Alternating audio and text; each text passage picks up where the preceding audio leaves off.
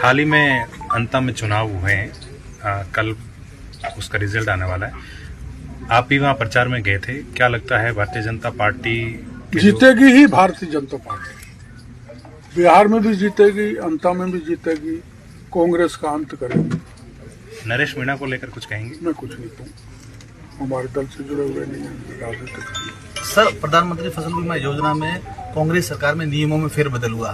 खड़ी फसल का बीमा पहले मिलता था, काटी हुई फसल का बीमा मिलता था व्यक्तिगत तौर पे, वो नहीं, अभी नहीं मिल रहा है। तो ये चुनाव के नजदीक जो 3 कंपनियां अपने यहाँ बीमा दे रही हैं, AIC, रिलायंस और क्षेमा, चुनाव के बिल्कुल नजदीक वो प्रावधान हटा दिया जो आप बता रहे हो व्यक्तिगत बीमा का। हाँ भाई, इसलिए किसान को बड़ा नुकसान हुआ, बहुत नुकसान, बहुत बड़ा फायदा कंपनीज को दिया गया है।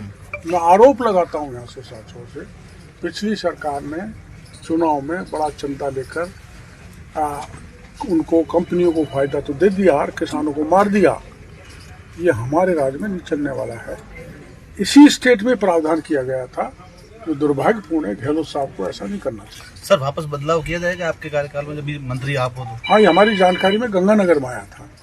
तो ये क्या टेंडर डॉक्यूमेंट में भारत सरकार से बात की जाएगी, इन्होंने कैसे बदला सर? हाल ही में इसमें सुधार किया जाए। सर, हाल ही में केवल राजस्थान में बदलाव, केवल राजस्थान में, मेरी जानकारी बिल्कुल सही साहब। सर, आपके मुख्य सचिव को यहाँ से दिल्ली भेज दिया है, क्या लंबे समय से आप मंत्रियों की और मुख्यमंत्री की बात नहीं सुन रहे थे, या फिर कोई बड़ा बदलाव होने जा रहा है? ना, ऐसा कुछ नहीं है। देखो, मुख्यमंत्री की मंत्री सुनते हैं, मंत्री की अधिकारी सुनते हैं। आपकी सुनते हैं? ऐसा नहीं है। अब आप सुन रहे हो तो मंत्री भी सुनते होंगे, अफसर भी सुनते होंगे। क्या मेरी आप नहीं सुन रहे?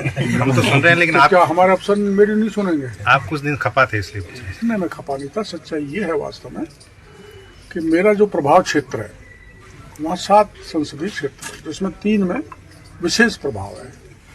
तो वहाँ प्रधानमंत्री जी आए थे, तो मैंने घोषणा की थी कि ये अगर सीट हम हार गए, विशेषकर 3 सीट, करौली, सवाई माधोपुर, दौसा, तो मैं मंत्री पद से इस्तीफा दे दूंगा। तो मैंने मंत्री पद से इस्तीफा दे दिया था और 1.25 साल तक मैं वैसे घूमता रहा था। उसके बाद दिल्ली से कहा गया कि काम करो, तो काम 6 महीने हो गए।